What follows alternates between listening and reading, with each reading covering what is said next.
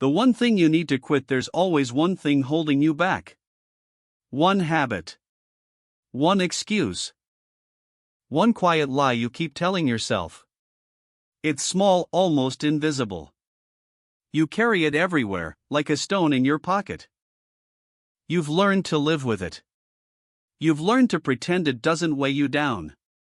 But deep down, you know it's the reason you keep restarting. That one thing might be doubt. It might be procrastination. It might be comfort, the silent killer of dreams. We all have it, that one thing we promise to quit someday. But someday never comes. Because the longer you hold on, the heavier it becomes. Here's the truth: you can't move forward while feeding the very thing that keeps you stuck. Maybe it's scrolling endlessly through your phone, comparing your life to people who are no happier than you. Maybe it's that voice whispering, "You'll start next week." Maybe it's the habit of breaking your own promises, quietly teaching your brain not to trust you. Whatever it is, you already know what it is. And deep down, you know it's time to quit. Quitting isn't weakness. It's wisdom. It's the moment you realize not everything you hold on to deserves to stay. Growth doesn't come from adding more, it comes from letting go. You can't grow if you're still watering your old pain. You can't heal if you keep scratching the same wound. You can't evolve if you keep feeding your distractions. So this week, ask yourself, what's the one thing that's been controlling me? And when you find it, don't wait for the perfect time. Don't wait for the right mood. Quit now. The world won't stop spinning when you do. You'll still wake up tomorrow. But something inside you will shift. Because when you remove what doesn't belong, you make space for what's meant to grow. And that's when transformation begins, not with more effort, but with the courage to stop carrying what's been holding you back. The power of letting go. Quitting is not about giving up. It's about giving yourself back. The moment you decide to walk away from what no longer serves you, you take back control of your life. You reclaim your time, your peace, your purpose. But most people never do. They stay stuck in patterns they secretly hate, not because they love the pain, but because the pain feels familiar. We get addicted to our own destruction, not out of pleasure, but out of fear. Fear of who we might become without it. You're not afraid of quitting. You're afraid of meeting the version of yourself that no longer hides behind excuses. Because once you quit the thing that's been holding you back, you lose your safety net. You lose your comfort zone. You lose your excuse. And then it's just you and your potential. When I finally quit my own destructive patterns, the silence felt heavy. Uncomfortable. I didn't know who I was without the noise. Without distraction. Without chaos. But that silence became sacred. Because in the beginning, quitting feels like loss. You grieve the habit. You grieve the comfort. You even grieve the version of you that believed you needed it. But eventually, that grief turns to peace. And that peace turns to power. You start to realize, quitting the wrong thing isn't the end, it's the beginning of who you were meant to be. You can't climb while you're still holding on to anchors. You can't run while dragging the weight of your old habits. Every dream demands a sacrifice, and that sacrifice usually looks like quitting something safe. Maybe it's a routine that keeps you stagnant. Maybe it's people who drain your energy. Maybe it's that whisper that tells you, you're not enough. Whatever it is, it's time to let it go. You don't have to quit everything. You just have to quit one thing. One thing that's been standing between you and your peace. Because sometimes, all progress needs is one small act of courage. When you quit what's wrong for you, you create space for what's right. You make room for clarity. For discipline. For direction. The energy that was once trapped in guilt, in distraction, in self-sabotage finally gets freed. Redirected into purpose. And that's when you feel it, momentum. Momentum doesn't come from adding more to your life. It comes from removing what no longer belongs. You start to think clearer, move faster, breathe easier.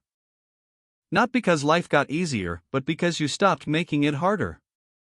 Every strong person you admire has quit something that was quietly killing their growth. It wasn't luck. It wasn't talent. It was self-respect. The courage to say, I love where I'm going more than what I'm leaving.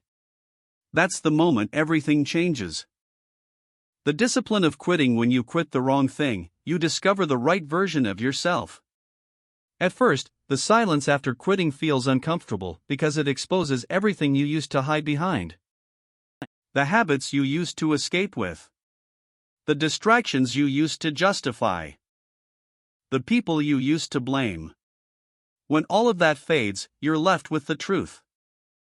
And the truth is this: you were never the problem. You were just surrounded by things that kept you from your potential. Quitting removes the fog. It clears your mind. It reveals what's been buried beneath the noise all along: clarity, focus, and strength. Most people think discipline means doing more. But real discipline begins when you start doing less. It starts with saying no. No to habits that drain your time. No to people who steal your peace. No to distractions dressed up as self-care. Every time you say no to the wrong thing, you're saying yes to the right one. That's how quitting becomes your greatest teacher. Because quitting isn't weakness, it's strategy. It's focus disguised as simplicity. The strongest people in the world aren't the ones who say yes to everything. They're the ones who know what deserves their yes. Once I learned that, my life transformed. My discipline became sharper. My energy more sacred. I stopped wasting willpower fighting meaningless battles. I stopped juggling 100 goals that didn't matter. Instead, I chose a few that did and gave them everything I had. Suddenly, my days had direction. My habits had purpose. My time had value again.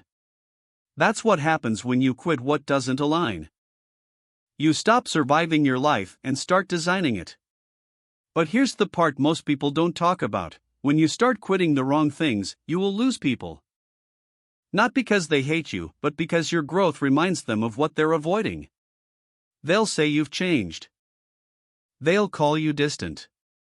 They won't understand that you're not walking away from them, you're walking toward yourself. And that's okay. Growth isn't supposed to make everyone comfortable. It's supposed to make you evolve. So this week, don't focus on adding more. Focus on subtracting. Find that one thing that no longer serves your purpose and quit it completely. It'll hurt. It'll feel wrong. Your comfort zone will beg you to stay. But remember this: the pain of quitting lasts days. The pain of staying stuck lasts a lifetime. The freedom of walking away quitting isn't the end. It's the beginning of control. Because the moment you finally let go of what's been draining you, you realize how much energy you've been wasting just trying to hold it all together. Every ounce of strength you once used to maintain the wrong thing can now be invested into building the right one. That's the paradox of quitting: you lose less than you think, and you gain far more than you ever imagined. You gain clarity. You gain direction. You gain peace. And once you've tasted that peace, you'll never trade it for chaos again. The power of quitting lies in this: it teaches you how to protect your progress. You start guarding your focus like a treasure. You stop negotiating your time with people or habits that don't deserve it. You stop letting temporary emotions destroy permanent goals. Every no becomes a shield. Every boundary becomes armor. And every act of quitting becomes proof that you value your future more than your comfort. That's not weakness. That's mastery. There's a quiet moment that comes after you quit, a stillness that feels foreign at first. But in that stillness, something shifts. You look back and realize, you didn't just quit a habit. You quit a version of yourself that kept you small. You quit doubting your worth. You quit running from your purpose. You quit being available to everything that distracted you. And in that act of release, you created space for growth, for focus, for peace to finally take root. So this week, make a decision. Quit one thing. Just one. Maybe it's a habit. Maybe it's a thought. Maybe it's a person who no longer believes in where you're going. Whatever it is, walk away with courage. Because what's waiting on the other side of quitting isn't loss, it's liberation. Quit what's killing your focus. Quit what's dimming your light. Quit what's stealing your energy. And watch how everything that's meant for you starts finding its way back. Because here's the truth, you can't become who you're meant to be while holding on to who you were. Let go. Start fresh. And make this the week you finally quit what's been holding you back. Because sometimes, the most powerful step forward is the one that starts with letting go.